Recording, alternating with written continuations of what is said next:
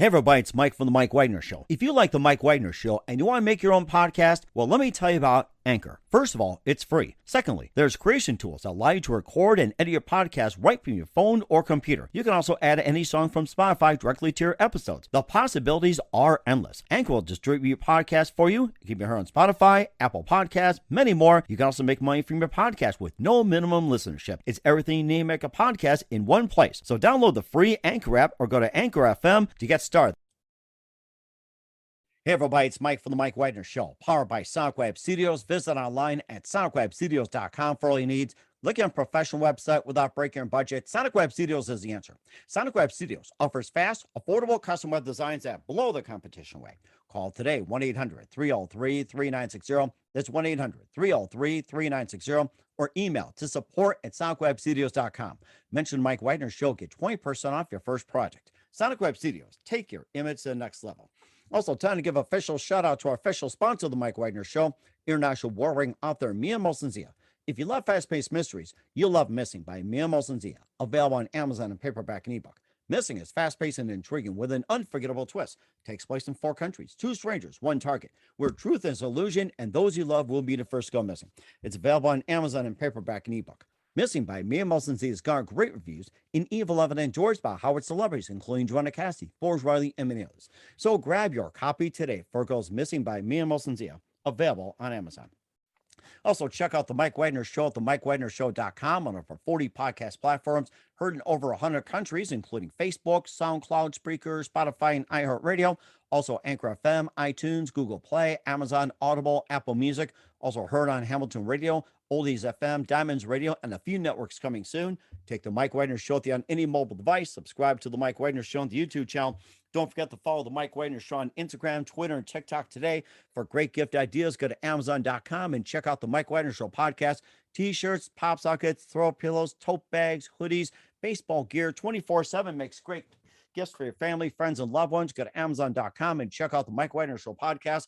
And for more great gift ideas, go to Amazon.com/Mia Molson-Zia for great books like Wrinkles, Missing, Once, and more cool books, plus great merchandise like T-shirts, pop sockets, hoodies, and phone cases and more. Amazon.com/Mia Molson-Zia. Check it out today.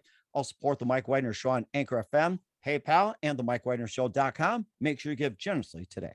We're here with a terrific lady who's a graduate of the University of Rwanda with a bachelor's in clinical psychology. She was awarded an American diversity immigrant visa to travel to the U.S. and later became a challenge. We'll talk about that. She has a new memoir which shares her everyday life experience in the United States about friendship, love, opportunity, longing, aspirations, harassment, racism, loneliness, sex, dating, and a lot more, cultural differences. But of course, she's got a king scroll of just about everything and loves to talk about her ventures in the U.S., which is called Faraway From My Roots. Live, ladies and gentlemen, from the Plus Studios in beautiful downtown Los Angeles, the author of the amazing book, Faraway From My Roots, and a graduate of University of Rwanda. Ladies and gentlemen, the multi-talented Ivania Inyange. Ivania, good morning, good afternoon, good evening. Thank you so much, Mike. Thank you. I'm glad to be here. Well, it's great to have you on board, too. I mean, we're excited for someone coming from Rwanda over the United States. I mean, you guys got some great stories, I'll tell you, share. I hope I'm the first one on your show.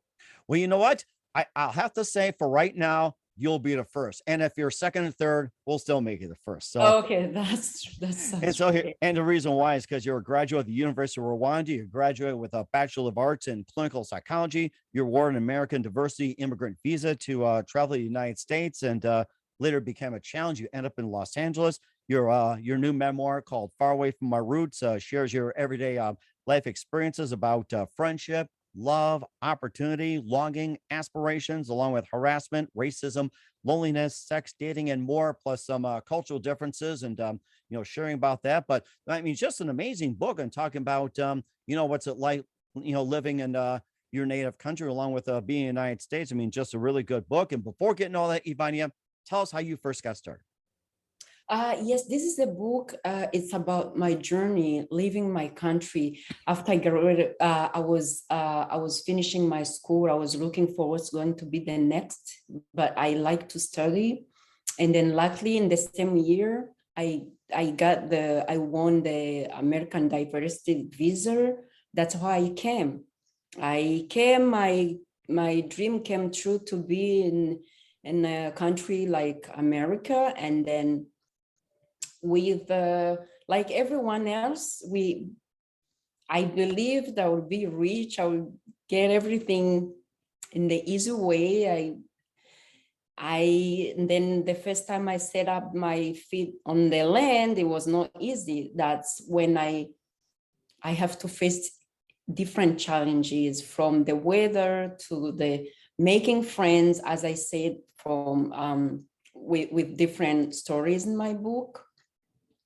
Yeah, this is the book I wrote for the rest of the immigrants. We have, everyone has, it doesn't matter which background you have, whatever you're coming from, Africa, Philippines, this is a country where we have many people from around the world. We have this kind of thinking that that it's easy to get everything. So this is the book I wrote for everyone, to see how it's really a challenge to manage to have that kind of a success with everything there. It can be making friends, as you say, dating, food, weather. So yeah, that's basically what I wrote, and I called it a land of plenty, pleasure, and prejudice. Mm-hmm. And of course, what was that one precise moment that simply influenced you into what you're doing? And what was that first precise moment or that thought in your dead in your mind that you wanted to come to US?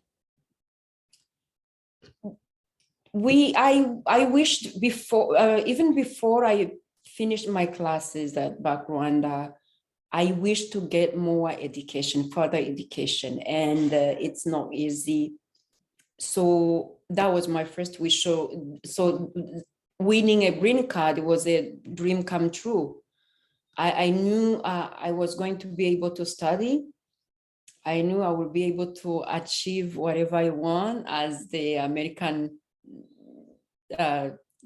identity says. So that, but after I won the green card, in my mind, I came, oh, this is the chance to go to get further education. Okay. Okay.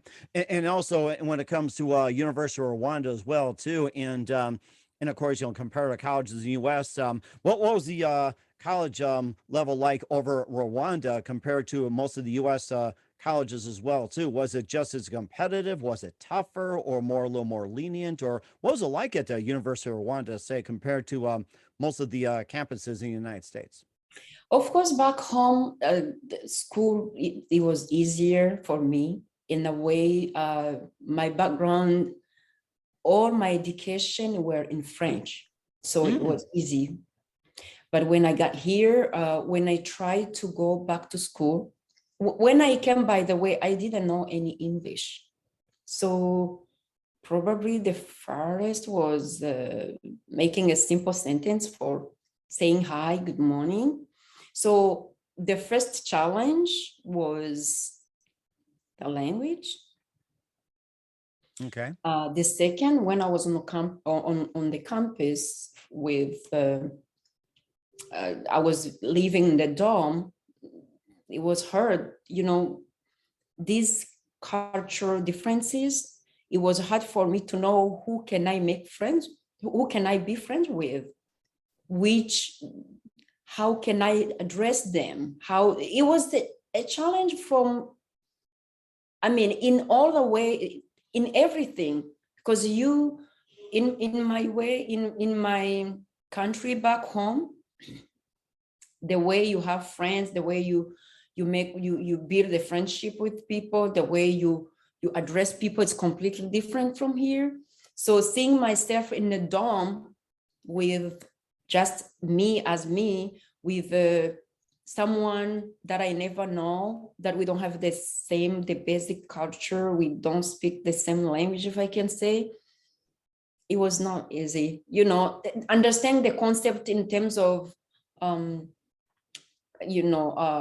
material that I have to learn, that was okay. It was, sometimes it was challenge too, because sometimes I would write and then my professor would say, yeah, I see, probably here you were thinking French. So, but the most, you know, but the most part was the hard part was to live the normal life, feeling like you belong to a community, you have friends, they understand you, that was the main challenges. More than, of course, if you go to the compared to campus in terms of buildings, or of course my country is a developing country. It has been doing well since the genocide, but there's no way you can compare the university here compared to back home. Okay.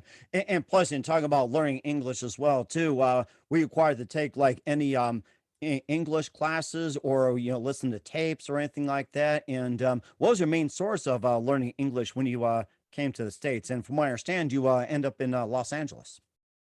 So when I came, the only way I was learning was just sitting in front of TV. And then when I started my first job, my second job, because I failed my first job. So my second job was being a caregiver, and I was learning it, Mike, everything's just a commitment. I remember the first time when I went there, I asked my roommate, I said, what am I going to do? How am I going to talk to the residents? She said, she told me the most thing is just to show them you are there for them. The rest will be you. So then I had this commitment I said every night, every day, on every shift, I have to learn at least new words, new verbs, and then I will have to learn new expressions. So I learned a lot with my job, and then catching the accent was through the televisions. And then after I went for English classes. Okay. And what were some of your TV shows that you watched where you got to learn English? The first one was, it's just, I want to learn everything, to know why people are laughing. So I used to watch back home different shows, and and back home was the only way to watch that. Was if my friend would be recorded everything, then hand it to me. So here I was having, I was kind of on the couch, like I'm part of the audience in the show. So a different show, from Ellen DeGeneres, from the Today, Good Morning, everything. To me, when you're learning a new language, they will tell you read, even though you don't understand, just read. That was the key. I was reading many books. I was just sitting in front of TV, trying to, to see, okay, I'm going to sit here and see what I'm going to get. And then day by day, I would catch new words, and then I would be until I was able to laugh with the audience.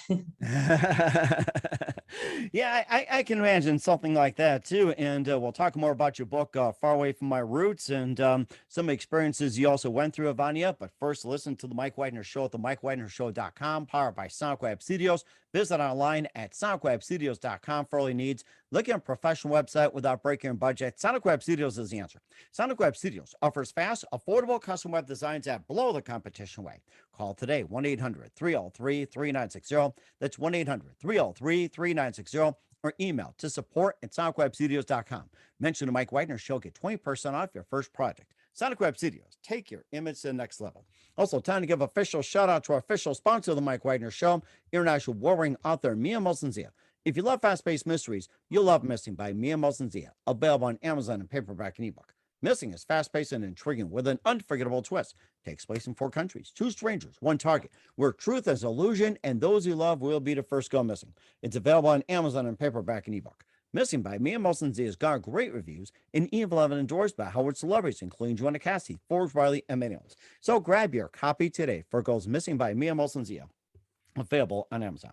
Also, check out The Mike Wagner Show at themikewagnershow.com on over 40 podcast platforms, heard in over 100 countries, also on Hamilton Radio, Diamonds FM, Oldies Radio, and a few networks coming soon. Take us with you on any mobile device. Subscribe to The Mike Wagner Show on the YouTube channel. Follow The Mike Wagner Show on Instagram, Twitter, and TikTok today. For great gift ideas, go to Amazon.com and check out The Mike Wagner Show podcast. And for more great gift ideas, go to Amazon.com/Mia for great books, merchandise, and more. Also support the Mike Wagner Show on Anchor FM, PayPal, themikewagnershow.com. Make sure you give generously today. We're here with the terrific, multi-talented Ivania Inyange here on the Mike Wagner Show and her new book, Faraway From My Roots. Before we continue with your memoir as well, too, you studied at the University of Rwanda with a bachelor's associate in clinical psychology. And what made you choose to go into a clinical psychology field? When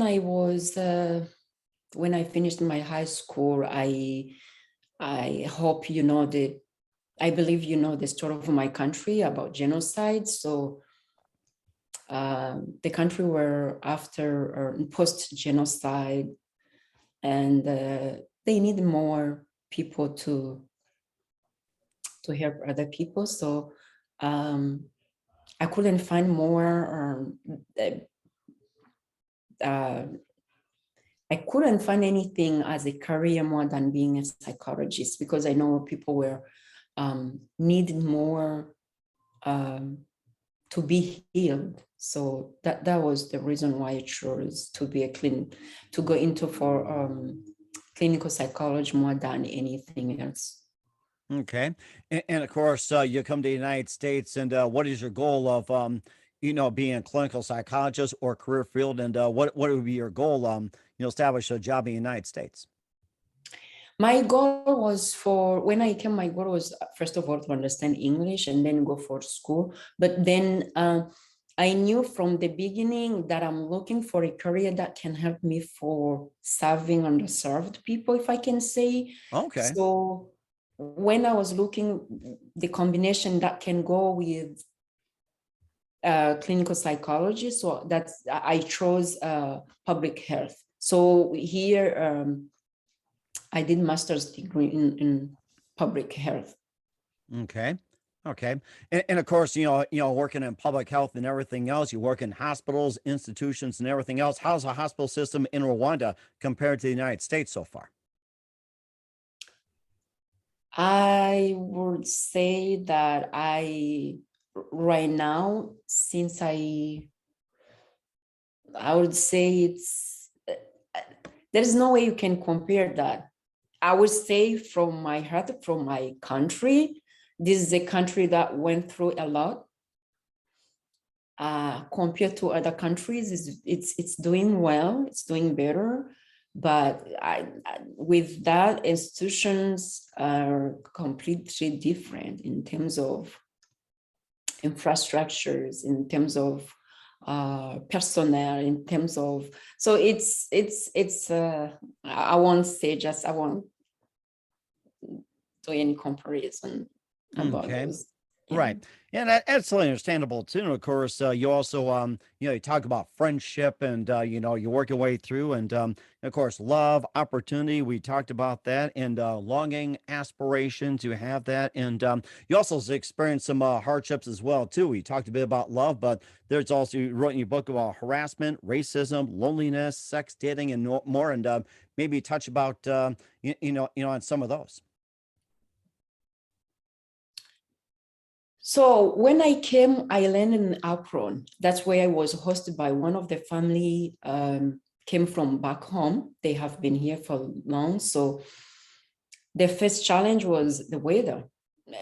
When you are back home, I came from a tropical country, when even it's raining, you don't need a jacket sometimes. So, that's a good reminder when I visit. Don't bring jackets. You don't, unless you revisit like the high mountains, that right there. But even if it's high mountains, it won't be under, let's say, 52 degrees. So landing at Akron when it's already, maybe it was probably at the time was 9. Wow. So The next day I couldn't step outside. I remember, oh no, the next day I went outside. And then my host were, oh, can you put on the jacket, please? Wait. Then I was, because there was a little, it was sunny. So I didn't imagine myself with such sunshine, it would be so damn much cold. So I went outside, but then I couldn't even go further than more than 3 minutes. So, and then when it came to December, I learned how to layer the legging and then the jeans and then a coat and then scarf. So that was, sometimes people, they would see snow in the movie, but you can't get that kind of coldness unless you are here. So then I was there, the challenge of with the first job, and then I managed to do well. And then I moved for school here at Loma Linda University. That's when after 1 year I stopped, then I moved to Los Angeles. When I moved to LA, I didn't know anyone. I just moved with my car and my suitcases and with my books. So I rented the studio. And from there, that's when I started, bouncing job to job, just to try to get to meet my needs. And that's also where I faced a lot of things. Like, I remember when I went to, I knew I have to meet people, make friends. But then when the girl that I met, we exchanged numbers. We say, okay, we can hang out. I remember the first time when I went to her place, I went there. She told me that we were supposed to go to a private party that she got an invitation for. And then when I got to her place, it was not the case. She was with the other two girls, and then they say, let's have fun here. Let's enjoy ourselves. And then we like a couple minutes ago, after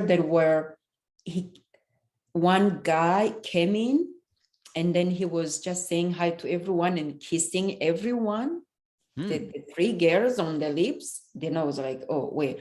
So then they say we are going to have fun, and home there's no party. And then it was just, I heard the concept of threesome, but I didn't never believe that would be happening in front of my eyes. For someone that I went to visit for the first time. So I remember that's the time I say, okay, I have to get out. So my mind have came up with an excuse to go to add some, to check on my parking for my car. And then when I left, I didn't come back. So, and the next time I tried to meet someone, dating, it was kind of a dating him. I remember we spoke, we texting, calls. And then when he invited me for the first official date, we went to the restaurant in West Hollywood, and it was so beautiful. And then when he dropped me home, he wants to come with me inside my house. Then I was, no, I have to go to bed because tomorrow I have to go to work. And he said, no, will you let me come in? And then I say no. And he said, he left. He left, but I can see he was so pissed. In the next morning, he didn't text me back. In the evening, there was no call. And then later in the night, he sent me a message. He said, well, I think we have to stop this, because if we can't have sex, then there's no any meaning of this relationship. But then I was like, my question was like, is this the right way to date in America? Because sometimes anything will happen, I will think like, it's because that is not my culture, or is this how he could react if it was an American girl? if she refused. Because, with the accent, everyone, of course, will have to ask, where are you coming from? So no matter what, someone will have to know that I'm not from here. So this kind of trying to live a normal life, but facing those type of challenges, and that's what makes me feel like, yeah, I'm far from my roots, because I don't know which is supposed to be right, which is supposed to be wrong. Because the more I hold on my customs, it looks like it was not the right way to live with people, to have friends, to date. So it's a combination of everything. You talk about you having trouble with the friendship part and the dating part and the sex part in the United States. What was the custom like when it comes to friendship, dating, sex? You talked about, back in Rwanda. What was their custom over there? For example, there is no for friendship. It's back home. If I have to meet someone maybe and decide to be friends, I don't believe she will invite you to do such thing for the first time. We have this cultural way of addressing people and reveal some of the things that you can do, not in that way, not like on the first day, not like. And again, with my culture, when it comes to sex, it's something like you can't do that in front of someone. It's something that you have to hide. To even your best friend doesn't need to know that you did that. So now, seeing that someone that I'm hoping she's going to be my friend in this city, she's just inviting me to do that on my first day with her. And when it comes dating, when someone is dating you, just to date, it's just most of the people they will date, if it's a potential person who can be like, if not, you are not young, like a high school sweetheart, but if it's someone like a grown-up who you think that it can be a potential husband, there's no way he can ask you to sleep with you the first night. It's because he wants you to see him as a man who respects you, who will protect you, who can respect you. So in cultural way, there is no way someone would ask you to be in bed from the first night. Yeah.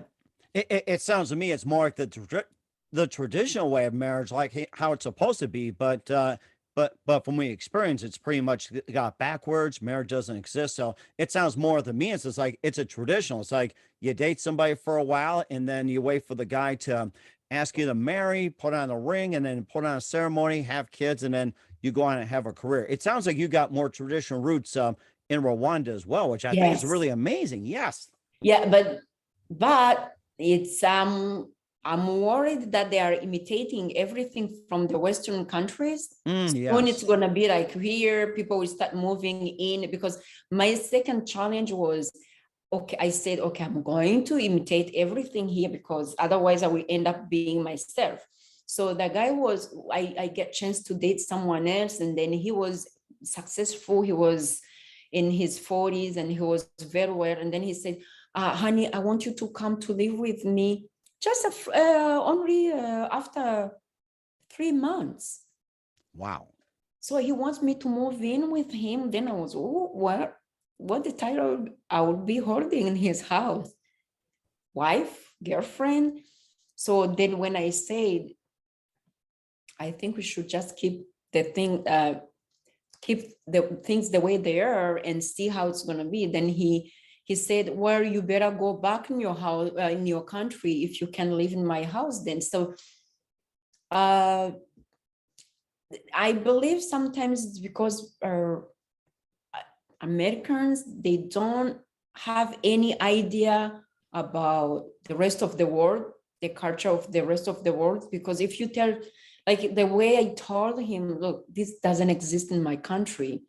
I would better enjoying the way things are right now, and then see how. No, he said that I don't know what I'm looking for or what I want. So Okay.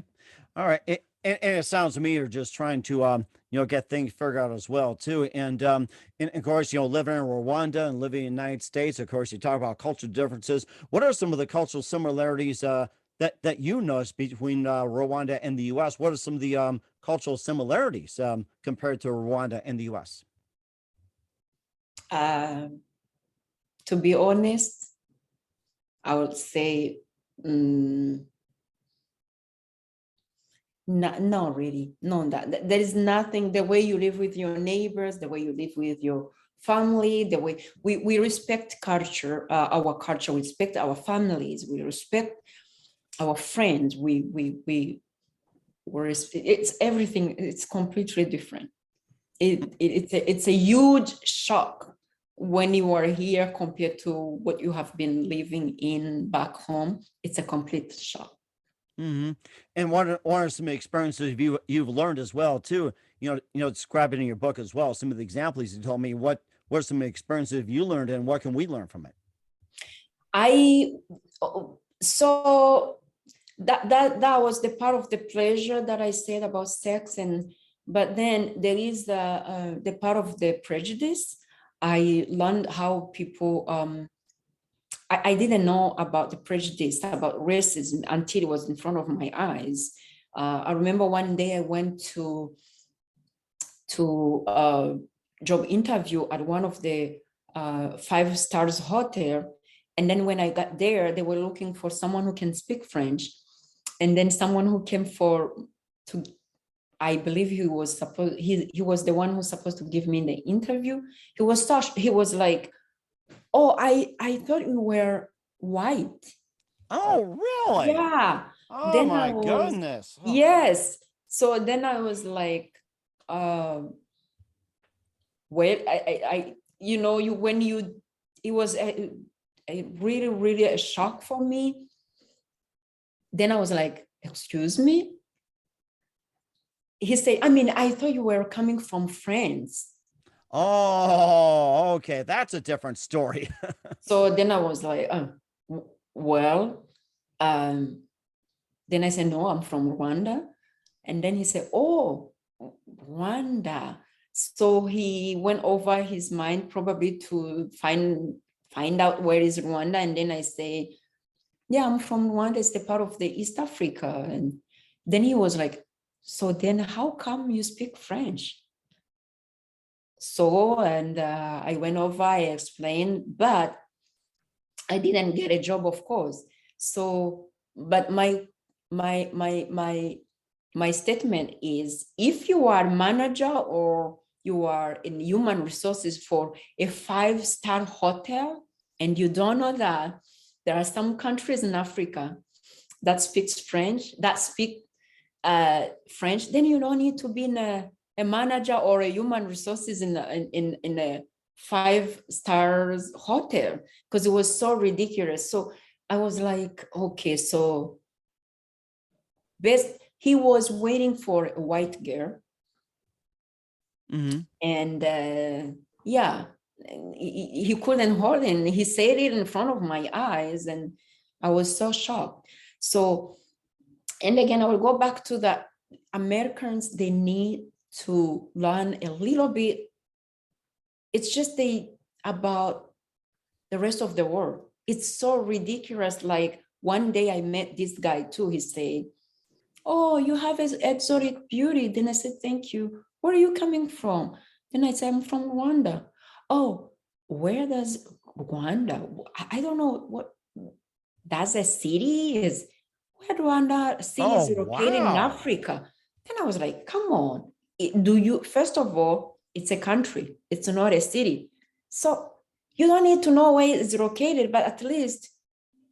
So, and then after he was like, oh, do you speak an African language? And I was like, come on. Each and every country in Africa, they have their own language. There's no existing. we don't have any African language that is common for the rest of the countries in Africa. No. So, Americans should learn that a little bit, we just about the rest of the world.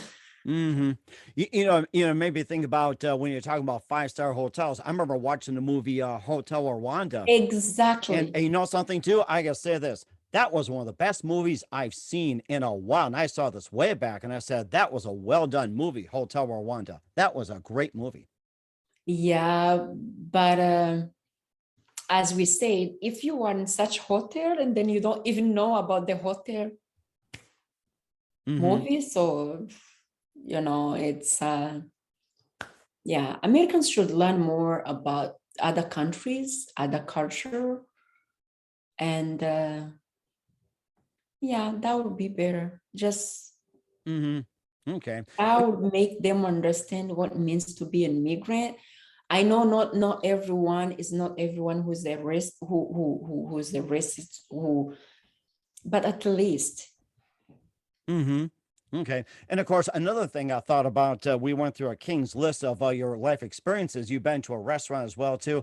How about some of the food in Rwanda that you like to share with us as well, too? And of course, I love talking pizza as well, too. And would like to have you try some pizza one day. Maybe start a pizza chain like in Rwanda, United States, and all that. So, I mean, the food as well, too. It's just like, talk about some of the food and your experience with the food in the U.S. The food doesn't taste the same. And the recipes can be sometimes the same in a way there are many restaurants here, but then the food doesn't taste the same. Back home, all the food are organic, if I can say. So I was raised and we can have everything in the field near the house, and then everything was so organic, so it doesn't taste the same. But I like the way you can eat anything. So if I'm home, I can order Thai food, I can order a pizza, I can order what you like pizza? I was going to ask you this. What do you like on your pizza? I like sausage, pepperoni, onion, and green pepper, and add a little barbecue sauce to it. I like veggies. Put Oh, top of my something? That's pizza, even better. I top like of my Hawaiian, by the way. so yeah, I like that. So yeah, put any veggies, so that would be great. Yeah. That's amazing. What's been the best food you've had so far in the United States so far? What's your favorite dish? My favorite dish would be I'm a huge fan of Italian food. Nice. Mm-hmm. Give me a good lasagna or pasta. So yeah, I can eat that like I can eat that for lunch, for dinner, and then the next day. So it's something that I can eat any time of the day and many times in the week. So, and I don't mind.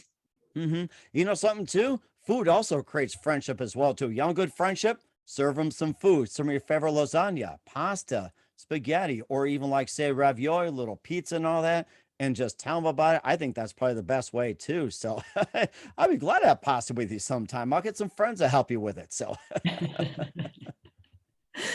Uh, so most of the Rwandese, we have, my country where we mostly have dishes from European dishes. hmm Um, to be honest, I was introduced to Thai food when I was here, hmm and was also what I like Jamaican food too, even though it's kind of a little spicy. But yeah, I would say I'm not that kind of picky. With the food, it's not a challenge because you can still be able to go to the store and buy whatever you want and come home and cook the way you want it. That the food was not really a huge challenge for me because I know I can go pick up whatever I want, then come home and cook. Okay, that sounds very amazing too. And where can we find your book, Far Away From My Roots at? My book will be published by August the 10th. So it will be on every Amazon, of course. And it will be on any most of the bookstore around the country. So yeah, on the August the 10th. Okay. All right. We'll certainly check that out. What's coming up next for author Inyange of Far Away From My Roots? We'll find out just 1 minute. You listen to The Mike Wagner Show at themikewagnershow.com, powered by SoundWeb Studios. Visit online at soundwebstudios.com for all your needs. Also brought to you by official sponsor of The Mike Wagner Show, international warring author Mia Molson's The Missing, available on Amazon and paperback and ebook. We'll be back with author Ivania Inyange of Far Away From My Roots after this time out. We're back with author Ivania Inyange on the Mike Wagner Show with Far Away From My Roots. And I mean, we learned a lot, a great deal from you, share experiences. I mean, it's just totally amazing. And we wish you all the best in America, in the land of the free and home of the brave. What else can we expect from you in 2022 and beyond, Ivania? What else can we expect from you in 2022? I'm working on the book, on my new book. I believe it's I get chance. That's the plenty part of this country. I got my master's degree, and then now I would like to write more about the global issues in terms of global health issues. So my upcoming book will be about one cause that I'm passionate about. It's about women. And yeah, that's what will be coming the next, I think. And we're certainly looking forward to it as well, Vanya. And who do you consider biggest influence in your career? I would say I like everything when it comes to the book, but for this part of the global health crisis, I was motivated by most different activists.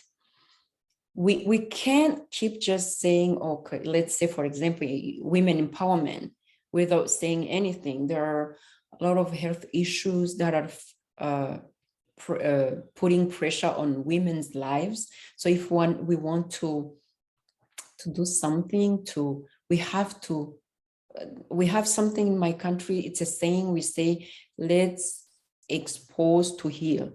So in order to show the world how we can help women, we have first to show what the main issues that women are facing. So yeah, I was motivated by different activists, like it's not about a specific topic or specific issues, but if you see, like, I like so much Amar Clooney. Mm-hmm. She's into law, but I like the way she said she's fighting for people.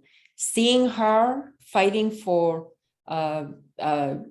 justice for different people, it pushed me to say, maybe I can do something that can help other people. But I chose to fight things for women. For example, my friends were like, why are you sharing? A memoir is like you putting yourself out there because you have to say everything.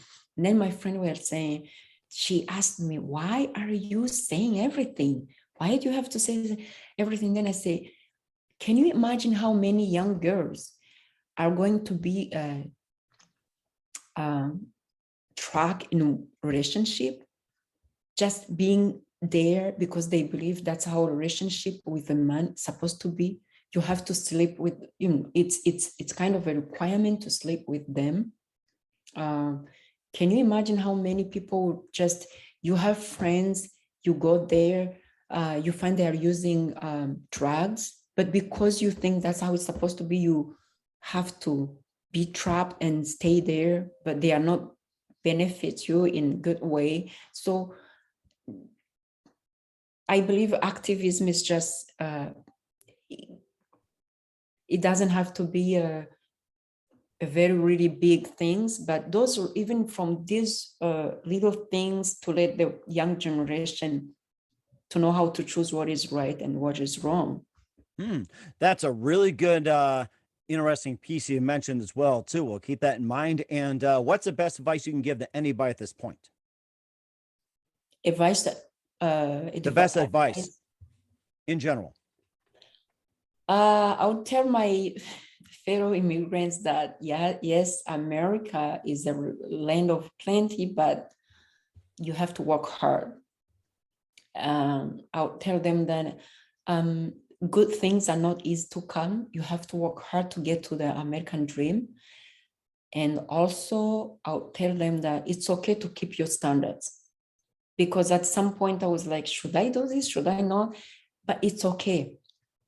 If you are from Philippines, from any country, from Ghana, from just whatever you believe that is right, keep it with you. So, Oh, I like that. For the rest of my fellow Americans too, so I would say like, let's just try to learn a little bit about the rest of the world. Hmm. Yeah. I like that, and I think that's what they'll get out of the book. We're here with author Ivania Inyange on the Mike Wagner Show with Far Away From My Roots. Ivania, very big thank you for your time. You've been absolutely fantastic. Learned a lot from you. Looking forward to having you again soon. Make sure you keep us up to date. Keep in touch. We'll have you back. And once again, tell us about your upcoming projects. What's your website? How do people contact you? Where can people purchase or check out your book? Thank you so much, Mike. Your My website and pleasure. your book. I believe my website will be ready for the next week. So whereas my social medias, so people will be informed for every step where they can find my book. And where can they find your book at potentially? No, no, for you there will be a special copy for sure. So they will find my book in different bookstore, Amazon, and everywhere you can find the book.